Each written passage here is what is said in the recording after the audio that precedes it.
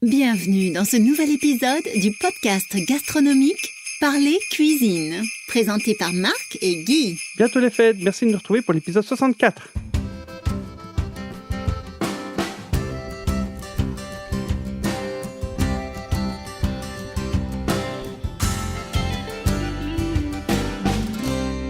Bonjour à toi, chers auditrices et auditeurs. Au micro, c'est Marc de parlercuisine.com et je vous retrouve à nouveau pour la 64e édition du podcast Parler Cuisine, le podcast qui vous donne faim par les oreilles. Alors, je vous retrouve en compagnie de Guy. Bonjour Guy. Bonjour Marc. Pour ce 4e volet de cette série consacrée aux repas festifs et intolérances, allergies et autres restrictions alimentaires. Alors, si vous n'avez pas encore écouté, je vous invite à écouter l'épisode 60, 61 sur les entrées, 62 sur les plats principaux, 63 sur les desserts. Et là maintenant, on va aborder la suite du menu. On va vers les fromages. Voilà. Alors, comment est-ce qu'on peut accommoder les fromages avec toutes les petites restrictions alimentaires qu'on a évoquées dans l'épisode 60 ? Il faut d'abord dire évidemment que le fromage, c'est un produit d'origine animale. Donc, forcément, quelqu'un qui ne pourrait pas consommer de produits d'origine animale, ça pose un petit problème, si ce n'est qu'il faut remplacer à ce moment-là le fromage, éventuellement par des préparations à base de soja. Alors, le problème étant, c'est que les préparations à base de soja, donc du style tofu, chez nous, on est très très limité en Occident par la variété, alors que quand vous êtes en Orient, vous avez, je dirais, presque autant de variétés de soja fermenté et de préparation de ce type-là que nous en avons de fromage. Donc, malheureusement, si vous êtes tout à fait intolérant à tout ce qui est fromage, vous devrez vous rabattre sur des préparations de style tofu, éventuellement le cuisiner de manière différente, mais c'est quand même relativement limité. Par contre, ici, au niveau de ce que je vais vous donner, vous allez plutôt avoir le choix au niveau des laits, vous allez avoir le choix au niveau des accompagnements. Et ce que je vais faire aujourd'hui, c'est vous donner des idées de présentation et des idées disons, d'association, plutôt d'un point de vue gastronomique. Alors, pour ce qui est des intolérances, en principe, le fromage, lorsqu'il est fermenté, ne contient plus de lactose. Donc, puisque le lactose est devenu de l'acide lactique, donc il n'y a plus de sucre de lait. Maintenant, celui qui est vraiment intolérant au lactose sait très bien quels sont les types de fromages qu'il peut manger, quels sont ceux qu'il ne peut pas manger. Normalement, les fromages, on dit ceci, que les fromages les moins riches en sucre, quand je dis sucre, c'est le lactose évidemment, ce serait plutôt les fromages de chèvre. Alors, vous avez aussi les personnes qui, pour toutes sortes de raisons, doivent éviter les fromages trop riches, trop gras. De nouveau, dans les fromages, vous avez toute une particularité de fromages qui sont à 0% de matière grasse ou très peu gras. Et puis, vous avez les fromages traditionnels, dont certains sont des triples crèmes, donc des fromages qui atteignent jusqu'à 60% de matière grasse sur l'extrait sec. Et souvent, ce sont les meilleurs. Et ce sont les meilleurs, évidemment. Alors, je rappelle un petit peu ce qu'on appelle l'extrait sec. Alors, lorsqu'on parle de 60% de matière grasse, bien souvent, on le met sur extrait sec. Pourquoi ? Pour pouvoir comparer des pommes avec des pommes. Donc, on considère à ce moment-là que le fromage a perdu toute trace d'eau. Et puisque l'eau, évidemment, n'amène aucune calorie, vous vous en doutez bien. Et ça permet de comparer les fromages entre eux. Alors, c'est un petit peu ennuyeux parce que des fromages qui n'étaient somme toute pas très gras, ou pas plus gras que d'autres, du fait qu'ils étaient très mous et très humides, se voyaient qualifiés de très riches. Donc, qu'est-ce qu'on a fait maintenant ? On a souvent un double affichage. On a l'affichage sur extrait sec qui permet de ne tenir compte que des protéines et de la matière grasse qu'il y a dans le fromage. Alors, on vous donne bien sûr un nombre de calories et on vous dit quelle est la teneur en matière grasse. Et puis, vous avez des fromages, disons, où on donne le taux de matière grasse sur le fromage tel qu'il est. Et là, les fromages, bien souvent, ils sont, disons, 2 fois moins riches que ce qu'on ne pensait. Par exemple, un camembert, il pourrait très bien avoir 45-50% de matière grasse sur extrait sec, mais il tombe à la moitié si on considère le produit frais. C'est quand même beaucoup mieux, évidemment. En effet. Maintenant, quand vous prenez un morceau de 100 grammes de camembert, vous savez que vous avez à peu près 25 grammes de matière grasse pure, bien entendu. Alors, le gros problème des matières grasses des fromages, c'est que ce sont des matières grasses de type saturé. Ce sont des matières grasses laitières. Donc, ça veut dire que d'un point de vue santé, elles sont malheureusement nettement moins intéressantes que toute une série de matières grasses d'origine végétale. Ça, c'est un petit peu dommage. Alors ça a été renforcé aussi par le fait de l'alimentation actuelle des vaches, des brebis, etc., qui n'est plus toujours aussi naturelle que ce que l'on le voudrait. Et on s'est rendu compte que les matières grasses étaient encore plus saturées et je dirais moins bonnes pour la santé de ce fait-là. Comment ça, pas aussi naturel qu'on voudrait? Bon, vous avez deux types d'alimentation. Vous avez des bêtes, je vais prendre le cas des vaches tout simplement. Vous avez des bêtes qui vont au pré et qui ne mangent en principe que de l'herbe en été. Et des limaces. Et des limaces quand il y en a. Et puis vous avez des bêtes qui restent en stabulation, donc qui sont élevées hors sol. Alors on leur donne certes du foin, mais on leur donne aussi du soja, on leur donne des tourteaux de toutes sortes d'histoires. On leur a même donné, puisque tout le monde le sait, des farines animales un jour. Oui. Donc, ce sont des bêtes qui n'ont plus une alimentation telle qu'elles la trouveraient dans la nature. Parce qu'elles restent en étable. Parce qu'elles restent en étable. Donc, à ce moment-là, on a modifié, puisque l'alimentation est modifiée, on modifie évidemment la composition du lait. Et forcément, lorsqu'on réalise du fromage avec ces laits-là, les fromages aussi ne sont plus tels qu'ils étaient ancestralement parlant. Maintenant, du bon lait et du bon fromage est automatiquement fait par des vaches qui vont paître à l'extérieur en été, c'est évident. Oui, il ne faut pas confondre la vache qui est dans l'étable et la vache qui danse sur l'étable. Et la vache qui danse sur les tables, ça c'est souvent en fin de soirée. En fait. Ah oui, et surtout au réveillon de Nouvel An, je vais dire. Et alors surtout qu'elle ne boit pas que de l'eau claire, la vache qui danse sur les tables. Mais non, elle boit que du lait, naturellement. Bon, du lait fermenté peut-être. Bon, nous allons encore avoir des problèmes avec le CSA, nous autres, si ça continue. Moi, ça va, on a un podcast, on n'est pas soumis au CSA, par contre. On n'est pas soumis au CSA, oui. ça va. La SPA peut-être bien, oui. Oui, voilà. Alors, quelle est l'idée? Ici, je vais vous donner 6-7 idées d'association et je vais plutôt vous donner également une idée de présentation. Tout d'abord, quand on parle des fromages en général, il y a plusieurs manières de faire les choses. Et bien souvent, quand on est à un repas, disons, de fête, on a envie que ce soit pléthorique, donc la ménagère, ou l'autre qui fait ses courses, il va se laisser tenter par les choix de fromage qu'il va trouver dans les rayons. Et je dirais, les magasins sont les premiers à essayer de nous faire acheter des quantités phénoménales de fromage. Tout d'abord, ils composent déjà des plateaux types qu'ils vous proposent. On vous propose également, disons, des petits plateaux sur polystyrène avec 3, 4, 5 fromages que vous n'avez pas choisi et qu'on vous emballe sous ces lots dont vous n'avez pas le choix, vous devez acheter le tout. Il y en a toujours un là-dedans qui reste que personne ne veut manger. Que personne ne veut manger. Alors, vous avez des fromages là-dedans qui ne sont pas tous à bon état de maturité. Vous en avez qui sont parfois trop faits, alors que d'autres auraient encore gagné à rester 8 jours à s'affiner. Le mieux, c'est évidemment de choisir les fromages par vous-même. Et alors, l'autre gros problème, c'est que lorsque vous faites ce genre d'achat, vous ne savez pas trop les quantités qui vous sont nécessaires. Alors, vous allez acheter, par exemple, 8-9 fromages. Forcément, vous ne pouvez pas acheter moins que l'unité ou moins qu'une portion telle qu'elle est déjà parfois prédécoupée. Et qu'est-ce qui se passe après, Marc, lorsque vous avez terminé votre repas? Ça reste. Ça reste parce qu'on a, disons, à peu près 2 fois trop. Et puis, quand on se retrouve à 2, voire tout seul, on est obligé de manger du fromage pendant 8 jours. Et puis, parfois... Non, on laisse vieillir au frigo jusque quand c'est tout sec et tout couvert de mauvaise moisissure. Parfois, lorsqu'il est séché ou lorsqu'il est moisi, eh bien, on jette le tout.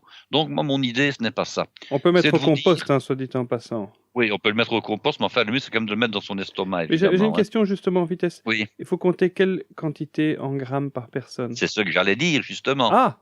Alors, quand j'étais à l'école, il y a donc très très longtemps quand même, en tant qu'élève, je veux dire. Au siècle dernier. Au siècle dernier, comme tout le monde. Au millénaire dernier, on va même dire. Mais voilà. Voilà. On considérait que au menu, je dis donc bien au menu dans le cadre d'un menu, non pas à la carte, on considérait que 40 grammes était suffisant. Alors, à la carte, on disait 70 grammes, 70 grammes pour ceux qui comprennent le belge. Et puis, ce qu'on appellerait à la grande carte, c'est-à-dire le beau plateau de fromage, vraiment très opulent, et on peut demander un prix élevé, on considérait 120 grammes. Alors moi, je vais vous dire d'expérience, 40 grammes, ce n'est vraiment rien du tout. Moi, je dis qu'il faut oublier 40 grammes, parce que ça, c'est vraiment le petit bout de fromage qu'on sert. De quoi remplir une dent, quoi. C'est-à-dire que c'est le fromage, ce n'est même pas le duo ou le trio. On vous met un morceau de fromage, par exemple, une petite portion de brie, c'est 40 grammes, et vous avez un petit bout de fromage pour terminer le repas. Mais ça ne représente pas la quantité qu'on mange réellement lorsqu'on vous met une assiette de fromage, ça n'a pas de sens. Alors, moi ici, je vous propose, c'est par exemple de faire des associations de 3 fromages. Et je vais vous donner des thèmes comme ça, Tu veux dire, non, parce que d'association. Guy, t'as pas terminé. C'est 40 grammes, c'est pas 40 grammes, c'est pas assez, mais c'est plutôt combien tu recommanderais, toi? 100 grammes, 200 grammes? Moi, je recommande au minimum une centaine de grammes, voilà. Voilà. Alors, on considère que 200 grammes, c'est la quantité que l'on va par contre utiliser lorsqu'on fait ce qu'on appelle un repas fromage. Voilà, Hein, on mange que ça. où on ne mange que ça. Disons que là, il faut un minimum de 200 grammes, hein, parce Ok. que vous avez quand même des croûtes, vous avez des choses que les gens ne mangent pas. Donc 200 grammes, c'est la quantité minimale. Je dirais même qu'il vaut mieux monter à 220, 230 grammes. Ça a l'air d'être beaucoup, mais c'est la quantité. Et lorsqu'on fait une raclette, par exemple, chez soi, mais il faut aussi compter un minimum de 200 grammes. Alors Ok. je sais que ça paraît beaucoup, mais vous avez des gros mangeurs. Il y en a qui mangent une raclette, disons, une fois ou 2 par an.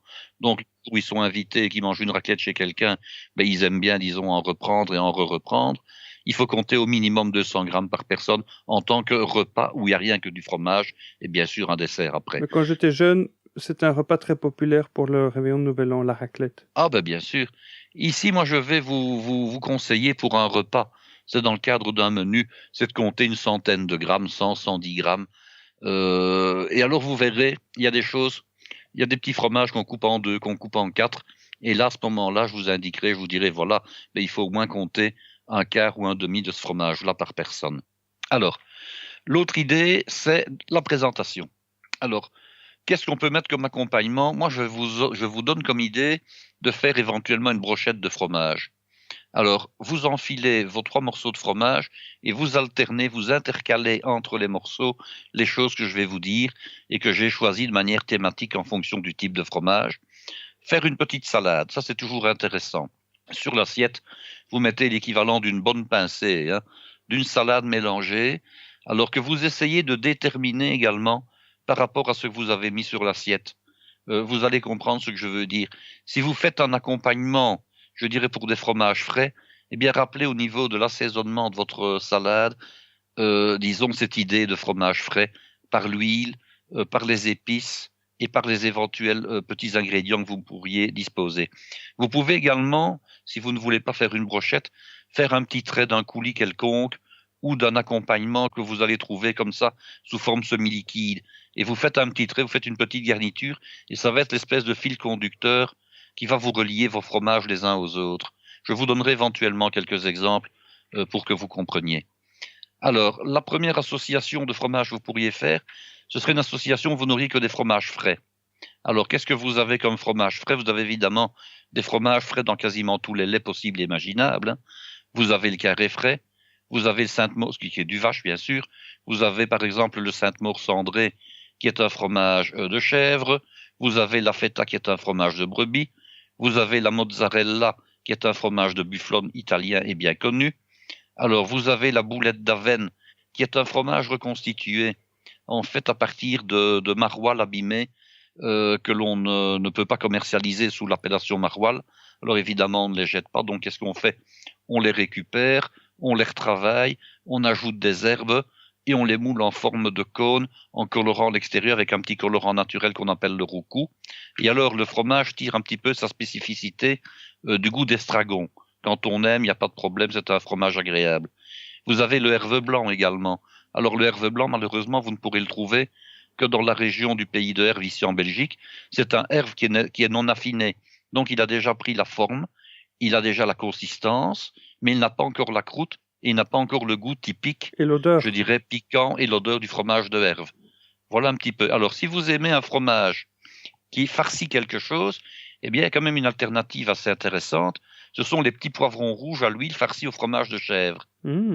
Et c'est très bon, c'est très agréable. Alors, comment est-ce que vous allez composer votre brochette? Eh bien, vous choisissez parmi tout ce que je viens de vous dire l'équivalent de 3 fromages. Vous pouvez évidemment utiliser des fromages de lait différents, de formes différentes. C'est quand même ce qui est le plus joli. Et puis, avec quoi est-ce que vous pouvez alterner ces fromages pour faire une jolie brochette? Ben, vous avez les olives noires, les olives vertes. Bien sûr, il faut prendre des variétés qui ne sont pas où il n'y a plus le noyau, hein. Vous avez les caprons. Alors les caprons, ce sont toutes ces grosses capres avec une petite queue de 2-3 cm. C'est très original, c'est très agréable à manger quand on aime bien. Vous avez les tomates cerises, qui ont plusieurs formes. Vous avez les tout à fait ronds, vous avez les tomates qui sont en forme de petites olivettes, vous en avez qui sont rouges, vous en avez qui sont jaunes, vous en avez qui sont oranges, donc vous avez le choix. Oui. Vous avez également la tomate confite à l'huile. Vous avez également les morceaux de courgettes et les morceaux d'aubergines confits à l'huile que vous pouvez rouler sous forme d'un petit cigare. Et tout ça va très bien aller, évidemment, avec des fromages frais. Vous avez également la betterave rouge cuite. Donc, vous voyez qu'en alternant... Et le raisin? Le raisin, non, moi je ne le mettrai pas parce que je l'ai réservé pour d'autres associations. Ok. Maintenant, vous pourriez le mettre, mais je dirais que dans toutes les choses que vous avez ici, ça va un petit peu rappeler un peu la Méditerranée, le Midi. L'huile d'olive est présente. Vous pouvez très bien maintenant réaliser une petite salade de mesclun que vous allez bien entendu assaisonner avec de l'huile d'olive. Et vous pouvez très bien mettre dans la salade un élément que vous n'auriez pas mis dans la brochette. Par exemple, vous pouvez mettre éventuellement un petit peu d'olive émincée, vous pouvez mettre un petit peu de tomate confite. Et à ce moment-là, vous mettez de la tomate fraîche, bien entendu, dans la brochette. Alors, si vous visualisez bien la brochette telle qu'elle est, vous commencez par un élément de garniture, vous enfilez votre premier fromage, ensuite vous remettez de nouveau un élément de garniture, vous enfilez votre deuxième fromage, de nouveau un élément de garniture, vous enfilez le troisième fromage et vous terminez par un élément de garniture. Donc, en réalité, vous allez avoir besoin de 4 éléments de garniture pour 3 fromages. L'idéal, c'est d'avoir des fromages qui soient découpés et qui aient des formes différentes. Votre brochette sera plus jolie. Alors vous allez me dire, oui, mais si je prends par exemple le carré frais, qui est un fromage que l'on trouve sous forme d'un petit carré emballé dans un papier avec de l'aluminium, c'est un fromage qu'on ne sait pas facilement mettre sur une brochette puisqu'il va casser. Alors à ce moment-là, je vais tout simplement vous dire, vous le gardez pour le mettre en dernier lieu, vous le déposez sur votre assiette. Au moment où vous allez faire votre brochette, vous vous arrangez évidemment pour que les morceaux soient enfilés correctement et que vous ayez suffisamment de place sur le bout de la brochette. Et puis vous enfilez votre brochette sur le fromage une fois que vous la mettez sur assiette. Donc le fromage est sur l'assiette et c'est la brochette qu'on pique Voilà, dedans. qui passe dedans, à plat, voilà, là, comme oui. ça, à plat. Comme ça, vous ne devez évidemment pas le manipuler et puis risquer de le casser. Et si, Donc, on, un le, petit peu... si on le laissait emballer tout simplement et qu'on le piquait dans son alu? Ah non, parce que l'emballage, la portion d'emballage est au minimum 2 fois plus grande que la quantité nécessaire pour une personne. Ah, oui, ok. Donc l'idée, oui, il est quand même assez grand. Il est vendu par 2 à la fois, mais avec les 2, donc le conditionnement de 2 petits fromages blancs, oui, oui. Vous savez faire 4 couverts dans le cadre d'un trio de fromages. Ok. Alors, qu'est-ce que vous pourriez mettre éventuellement si vous décidez de ne pas mettre une brochette, mais de mettre un petit trait d'un coulis quelconque? Vous pourriez très bien mettre, par exemple, un pesto. Vous pourriez très bien mettre une purée de persil. Vous pourriez mettre, je suis en train de chercher une purée de betterave. Vous pourriez mettre une purée d'olive noire, une purée d'olive verte. Donc, vous voyez, il faut essayer de donner un petit peu cet esprit, je dirais, méditerranéen à votre trio. Il n'y a pas de problème. Alors, vous pouvez également utiliser des mousses de fromage. Alors, ce n'est pas compliqué. Des mousses, oui, oui. Alors, qu'est-ce que j'appelle des mousses? Eh bien, au départ, ce sont des fromages que l'on trouve parfois même carrément sous forme de mousse, que vous pouvez tout simplement dresser à la poche, mais vous pouvez aussi transformer des fromages en mousse. Je vais prendre un exemple. Vous avez les fromages de type boursin. Alors, ce sont des fromages au lait de vache qui sont généralement typés. Vous en avez aux fruits secs, vous en avez au poivre, vous en avez à l'ail et aux fines herbes, vous en avez nature aussi. Tel qu'il est là, vous ne savez pas le mettre à la poche, ce n'est pas vraiment une mousse. Par contre, vous allez l'écraser et le mélanger avec de la crème fraîche à 30%, de manière à ce que la composition soit malléable. Là, cette fois-là, vous pouvez très bien mettre à la poche et vous avez une mousse. Alors, si vous ne savez pas dresser à la poche, il n'y a pas de problème. Vous dressez 3 quenelles. Alors, bien entendu, il n'est pas question de faire passer une brochette là-dedans. Vous êtes obligé de déposer vos quenelles sur l'assiette et de faire passer la brochette par après en mettant les éléments de garniture, en les intercalant juste au moment où vous enfilez la brochette dans les fromages. Ça, c'est une possibilité. Alors, de nouveau, vous devez choisir votre accompagnement en fonction des choses que vous mettez, mais les accompagnements que je viens de vous donner pour la brochette de fromage frais peut bien entendu très bien marcher pour les mousses à base de fromage que vous avez réalisé vous-même.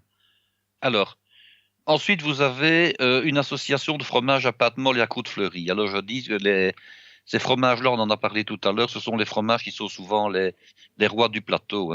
Pourquoi? Parce que leur goût est le plus suave, le plus fin généralement, et ce sont souvent les plus appréciés. Alors, vous avez évidemment l'explorateur, le Brillat-Savarin, le Chaours. Alors, les trois premiers, enfin, le Brillat-Savarin explorateur plutôt, ce sont des fromages qui sont enrichis en crème, ce sont considérés comme des triples crèmes. Le Chaours, lui, c'est un fromage de la région de la Champagne, de la Brie. Il est très, très agréable. Son seul petit défaut pour moi, c'est qu'il est un peu salé. Il est un petit peu trop salé, disons, selon mon point de vue, mais j'en mange quand même régulièrement. Alors, vous avez les brilles. Vous avez en réalité, je pense que j'ai relevé comme ça, l'équivalent de 7 sortes de brilles différents, dont certains ne sont évidemment consommés que localement. Le brie le plus connu, c'est évidemment le brie de Meaux. Hein. Vous avez le brie de Melun, qui est un brie qui est un petit peu plus goûteux, mais sa production est déjà beaucoup plus confidentielle. Et puis vous avez d'autres bries, hein. Vous avez le brie de Nangis, par exemple.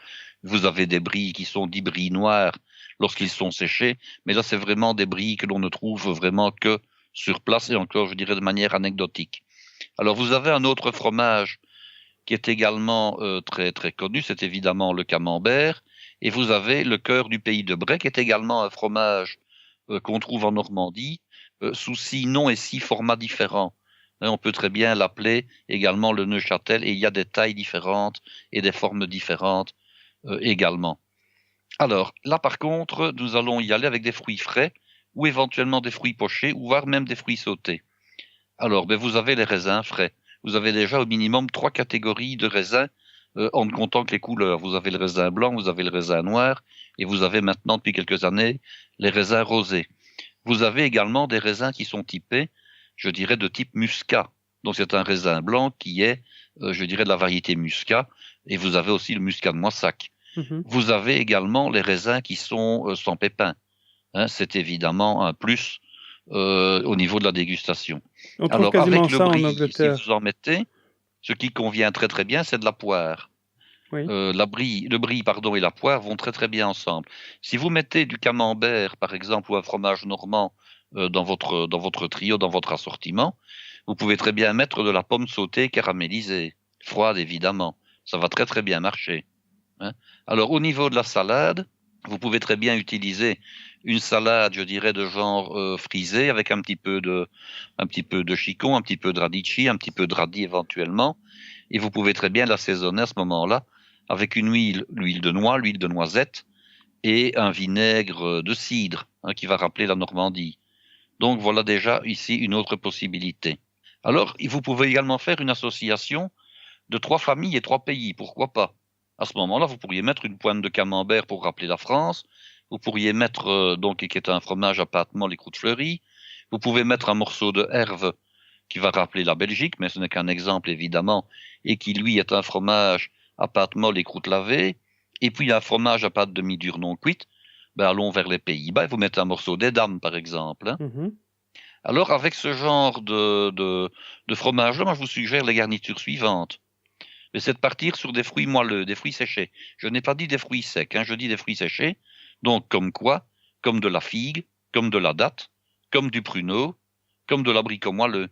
Vous voyez? Parce que ça correspondra bien, disons, au type de fromage que vous avez dans cette association-là.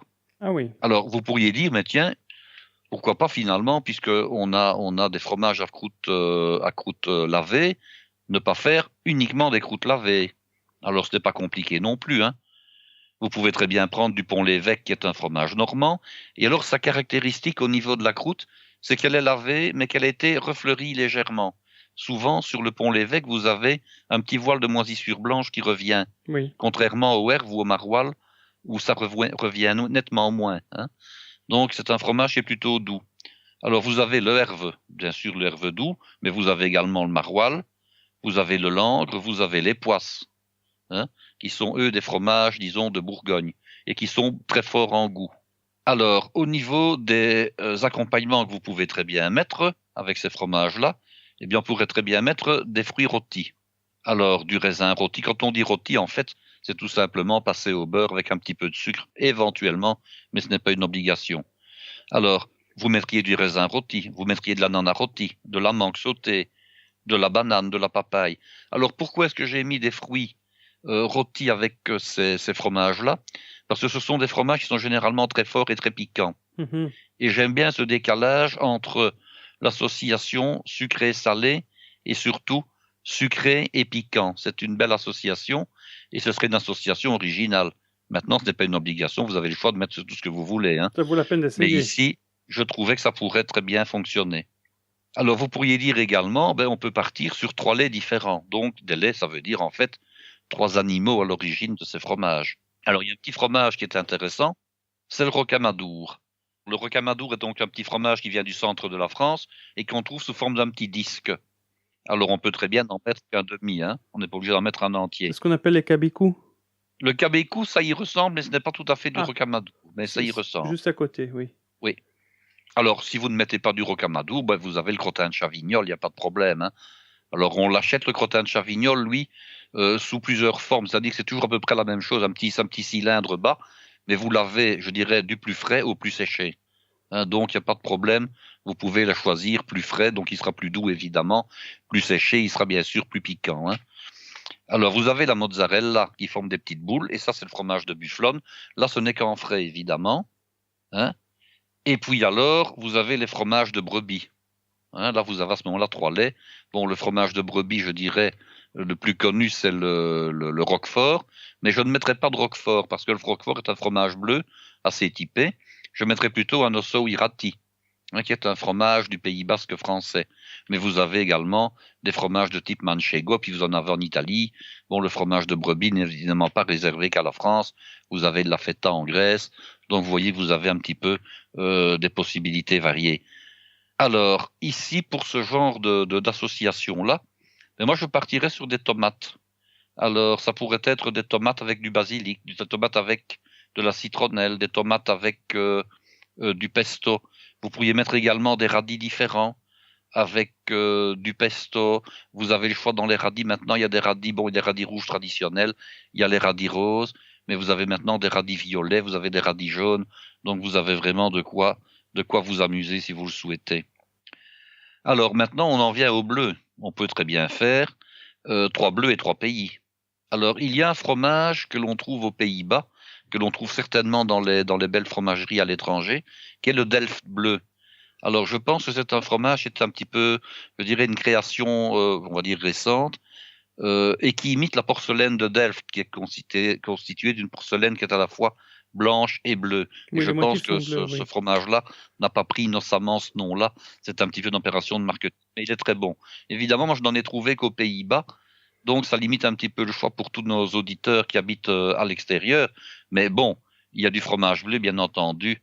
En Angleterre, il n'y a pas de problème. Donc là, on peut penser évidemment au Stilton et au Shropshire. Il n'y a pas de problème. Alors, au niveau du Danemark, vous avez le bleu danois. Vous avez en Belgique le bleu de Gand, et le bleu d'Achel. En France, vous avez le bleu d'Auvergne. Vous avez le bleu d'Écosse. Vous avez bien sûr le Roquefort. En Italie, vous avez le Gorgonzola. Donc, on n'est vraiment pas limité pour trouver 3 fromages de 3 pays différents et pour faire son association. Hein. Alors, ici, pour ces fromages bleus, moi, je suis de nouveau parti sur des fruits confits, des fruits séchés. C'est un petit peu bizarre, mais il paraîtrait, et je l'ai testé, qu'une des meilleures associations d'accompagnement du fromage de Roquefort, c'est l'angélique confite. Alors, l'angélique confite, c'est une grande plante qui peut mesurer jusqu'à 3-4 mètres de haut, qui est utilisée, donc on utilise en fait la tige pour en faire un légume confit, parce qu'en réalité c'est une plante confite. On la range dans les fruits confits parce que c'est sucré, mais bien sûr ce n'est pas un fruit en tant que tel, c'est la tige de la plante qui est utilisée. Alors vous avez la tige, je dirais, banale de l'angélique confite, colorée en vert, qu'on trouve dans quasiment tous les commerces, toutes les épiceries fines. Mais si on veut réellement avoir un plus, et là c'est vrai que c'est extraordinaire ce produit, c'est d'utiliser de l'angélique de Niort. Alors Niort est une commune française, disons, qui est plutôt sur la partie ouest de la France, et qui est réputée pour ses cultures d'angélique.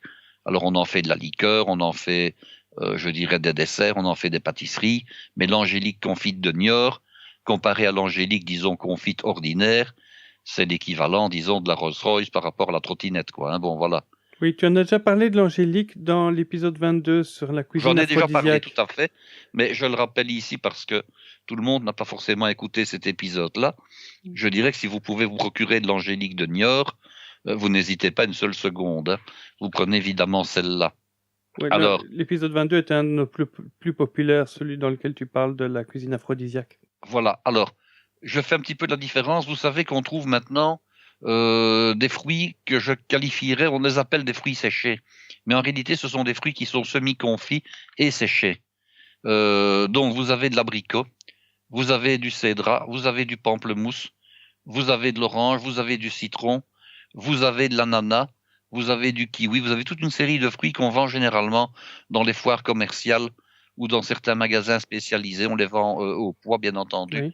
Et ils ne sont pas tout à fait ni confits, ni tout à fait séchés. Ils sont un petit peu entre les deux, comme ça. Hein. Et là, c'est un genre de produit qui va très très bien s'associer avec des fromages bleus comme ceux que je viens de vous proposer. En effet. Et puis, vous pourriez aussi essayer de faire une brochette avec 3 chèvres frais. Alors, au niveau des chèvres frais, on ne fait pas toujours la distinction entre le frais et l'affiné. Pourquoi ? Parce que si vous les prenez au début de leur maturité, ils sont tout à fait frais. Et puis, si vous les laissez tout simplement sécher, ou si votre affineur ou votre fromager les a laissés sécher, ils vont progressivement perdre de leur eau, et évidemment, leur goût va s'accentuer très très fortement. Bien souvent, les personnes qui disent ne pas aimer le fromage de chèvre, elles ne l'aiment pas parce qu'elles ont dû manger des fromages de chèvre qui étaient, je dirais, très affinés. Ils étaient à la fois secs, ils étaient à la fois durs, et ils étaient à la fois piquants. Ils sentaient Et pas ce n'est bon. pas la qualité qu'on trouve, disons, la meilleure dans les fromages. Mhm. Donc, les personnes qui n'aiment pas les fromages de chèvre, moi, je leur conseille éventuellement de recommencer, mais avec des fromages qui sont moins faits, moins affinés, moins séchés.